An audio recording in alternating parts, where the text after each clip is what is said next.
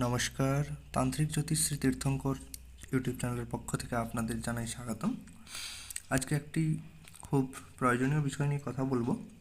সেটি হচ্ছে যাদের সন্তান হচ্ছে না বা কোনোভাবে বন্ধ্যাত্বজনিত সমস্যা বা কোনোভাবে বাধা পড়েছে বা কোনো ব্যক্তির অশুভ ব্যক্তির কুকর্মের কারণে আপনারা স্বামী স্ত্রী সন্তান সুখ থেকে বঞ্চিত হচ্ছেন, কিংবা কোনো না কোনো সমস্যার কারণে আপনাদের সন্তান হচ্ছে না বা শারীরিক সমস্যা নেই কিন্তু তবুও সন্তান হচ্ছে না।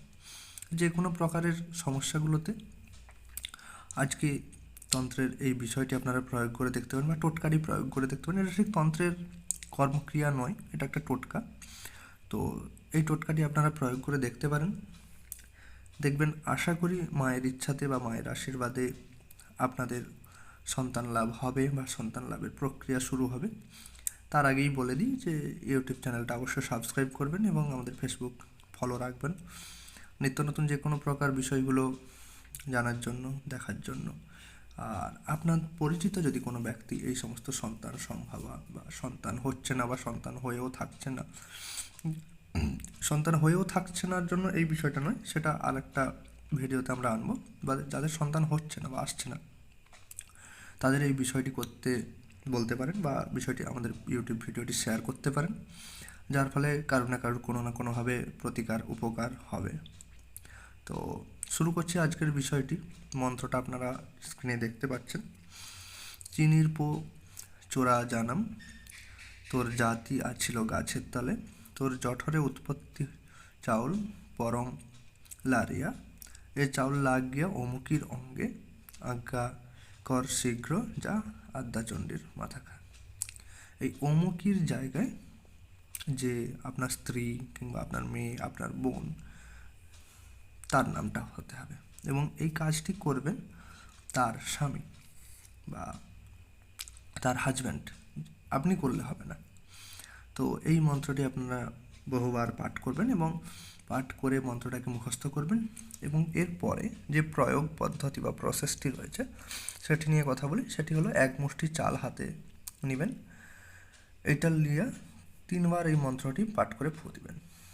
অর্থাৎ যে মন্ত্রটা বললাম, চিনির পো চোরা জানাম, তো এইটা 3 বার পাঠ করবেন, তারপরে আবার 3 বার ফু দেবেন।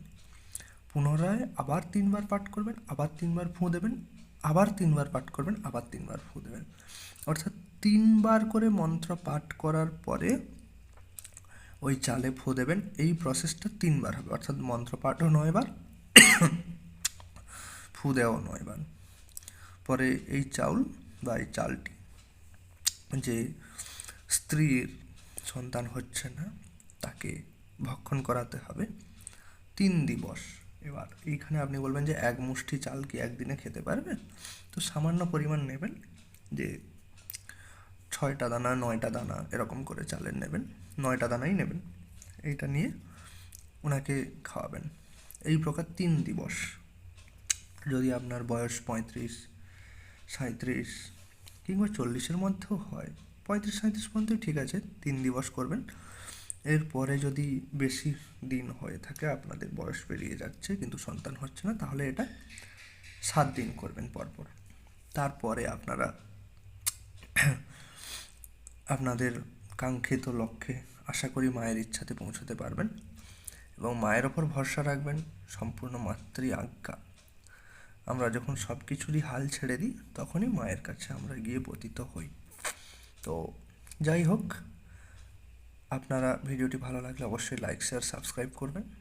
কারোর সমস্যা হলে তাকে শেয়ার করবেন, তাকে দেখার জন্য সুযোগ করে দেবেন।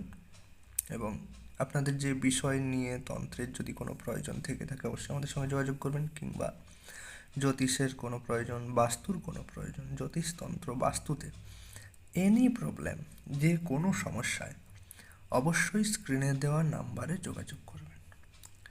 তাতে করে আপনারও প্রতিকার হবে, আশা করি মায়ের আদেশে আপনার প্রতিকার হবে এবং আপনার শুভাকাঙ্ক্ষী মানুষদেরও উপকার হবে। এবং যে মানুষটা আপনাকে বাস্তু সমস্যা নিয়ে জ্বালাচ্ছে বহুকাল, কিংবা আপনাকে কোনো প্রকার তন্ত্রক্রিয়া করে রেখেছে আপনার ওপর, শতভাগ সমস্যার সমাধান করে দেওয়া হয়। এই রকমভাবেই আমাদের কাজগুলো করা হয় এবং আশা করি আমাদের সঙ্গে যুক্ত হলে বা যোগাযোগ করলে আপনি কোনো ঠক বা প্রবঞ্চক এরকম বিষয়গুলো পাবেন না।